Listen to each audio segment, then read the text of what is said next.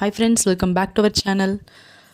நம்மளோட இலக்கண பயில் யூடியூப் சேனலில் நம்ம இலக்கண குறிப்பு கண்டறிதல் அப்படின்ற டாபிக் தான் பார்த்துட்ருக்கோம். இன்றைக்கி அதனுடைய செகண்ட் பார்ட் பார்க்கலாம். நீங்கள் எக்ஸாமுக்கு ப்ரிப்பேர் பண்ணிகிட்ருக்கீங்க அப்படின்னா நீங்கள் புக்ஸை பிரட்டி பார்த்து ரீகால் பண்ணணும் அப்படின்ற அவசியமே இருக்காது. நீங்கள் ஜஸ்ட் நம்மளோட சேனலில் உள்ள வீடியோஸ் பார்த்தாலே போதும், உங்களால் ஈஸியாக ரீகால் பண்ணிக்க முடியும். வாங்க வீடியோக்குள்ளே போகலாம். இலக்கண குறிப்பு கண்டறிதலுடைய செகண்ட் பார்ட்டில் வானகம் வையகம் அப்படின்ற ஒரு சொல் கொடுத்துட்டு அதை உண்மை தொகை அப்படின்னு சொல்லியிருக்காங்க. இந்த இடத்துல உண்மை தொகை அப்படின்றதுக்கான விளக்கம் என்னென்னா, தொகைனா மறைந்து வருதல் நம்ம ஏற்கனவே பார்த்துருக்கோம்.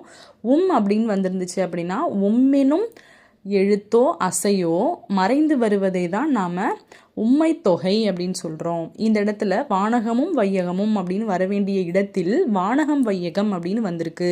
அதனால் இதை நாம் உண்மை தொகை அப்படின்னு சொல்கிறோம். இதுக்கு வேறு பல எக்ஸாம்பிள்ஸ் என்ன பார்க்கலாம் அப்படின்னா, நான் அவன், கணவன் மனைவி, நகம் சதை, இந்த இடத்துலலாம் வர வேண்டிய இடத்துல வராமல் மறைந்து வந்திருக்கு. அதனால் இதை நாம் உண்மை தொகை அப்படின்னு சொல்லுவோம். அடுத்தது கவிதையும் இசையும். இந்த இடத்தில் இதை நம்ம என்னென்னு சொல்லியிருக்காங்க, எண்ணுமை அப்படின்னு சொல்லியிருக்காங்க. இந்த இடத்துல உங்களுக்கு அப்படின்ற அசை நேரடியாக வந்திருக்கு. அதனால் இதை நாம் எண்ணுமை அப்படின்னு சொல்லலாம்.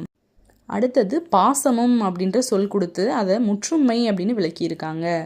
ஏன் அப்படின்னா, மேலே நீங்கள் எண்ணுமை பார்த்தீங்க இல்லையா, அதில் கவிதையும் இசையும் அப்படின்ற இரண்டு சொற்களை நேரடியாக வந்து அதை எண்ணுமை அப்படின்னு சொல்கிறாங்க. இங்கே இந்த இரண்டில் ஏதாவது ஒரு சொல் மட்டும்தான் வரும், அதாவது பாசமும் அதுக்கு கீழே நேசமும் அப்படின்னு வந்திருந்துச்சு அப்படின்னா அதை நாம் முற்றுமை அப்படின்னு சொல்லுவோம்.